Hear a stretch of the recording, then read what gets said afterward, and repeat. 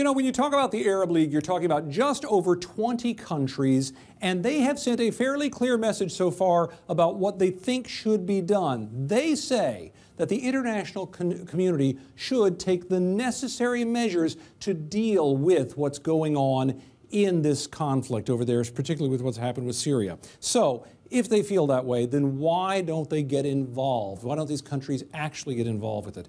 There are several reasons to consider here. First of all, there's the issue of culture. There's a question of whether or not Arab nations are willing to attack another Arab nation. Yes, they have a lot of their own disputes between them, but there's much a sense that there is an Arab brotherhood, and a lot of Arabs do not want to see an open attack upon another nation in an official sense. Secondly, there is the matter of the United States. The United States has a long and complex history there. So, if you talk about helping out the United States, some leaders there who might want to do it know that they could pay a price because their own people could backlash on them for having made such a deal. They don't want to see their troops alongside U.S. troops.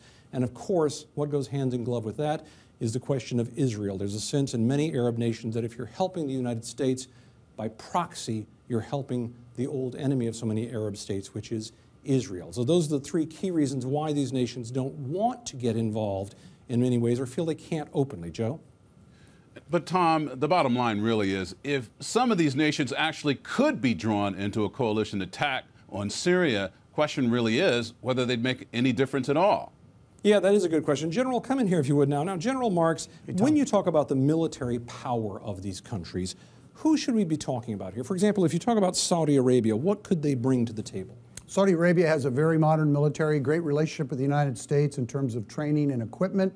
Their Air Force is what I'd focus in on. It's a very modern Air Force, and they could be used in missions that would support no-fly zones, humanitarian corridors, those kinds of missions. But if we're talking exclusively about a strike from the sea against Syrian chemical capabilities, Saudi Arabia may not enter into that discussion. What about some of the smaller players like the United Arab Emirates over there? Nice military, mostly defensive, primarily focused on Iran. And then we have some unusual players that you may not think a whole lot about. For example, and this is a unique example, Jordan. Jordan is a great case here.